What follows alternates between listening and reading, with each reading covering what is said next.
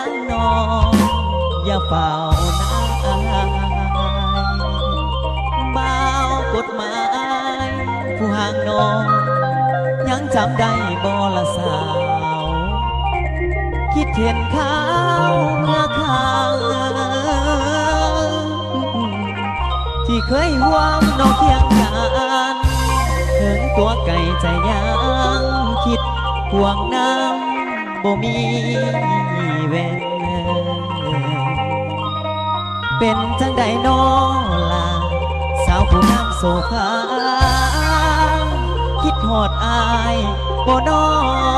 อุ่นเจ้าผู้แก้มจุนพูนถึงอยู่ไกลใจห่วงน้องสัญญานั้น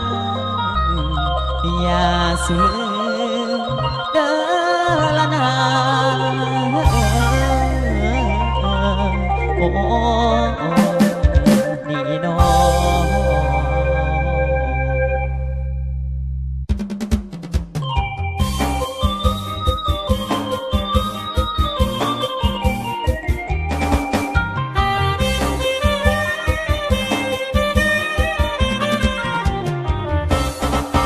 ฝากเสียงนี้มาว่าวอนสาวปทุมพรน้องอย่าได้แด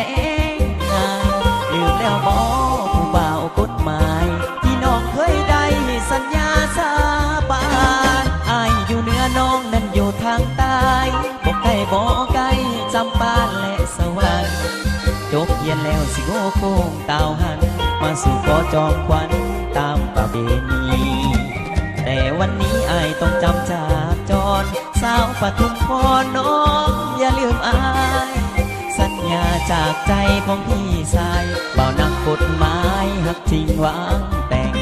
แหงเอ้ยลาให้ลอกไว้ตั้งตาถ้าอายเด้ออุ่นอายอยู่ทางเบื้องพุ่งคิดถึงน้องอยู่บ่หาย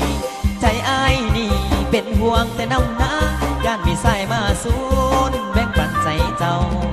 เขามาเว้ามาจ่ามาแวบอกว่ามีหักแท้ทั้งกำพี่สายนอกยาใดมีไม่ใจสองเสร็จสิ้นงานวันใดสิเต้ามาน้องหาน้อง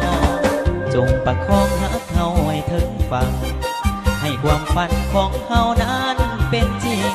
ถนอมใจไว้เถิดนายอดหญิงฝันของไอ้เป็นจริงคงสุขใจน้อนาทางฝันสองเฮาบ่ไกลห่างเมื่อพร้อมทุกอย่างทางอ้ายสิเต้าหวนรักษาใจไว้ในเด้อเนื้อนวลรออ้ายเต้าหวนกลับมาขอแต่งแขกเอ้ยลาอ้ายสิกลับคืนมาหาน้องเทื่อไม่ไปเป็นเคยเขตตายยินไตเมืองบ้านผู้อาจหารเอาน้องลาเป็นพญาแดนสวรรค์ประสานสองดวงใจได้ส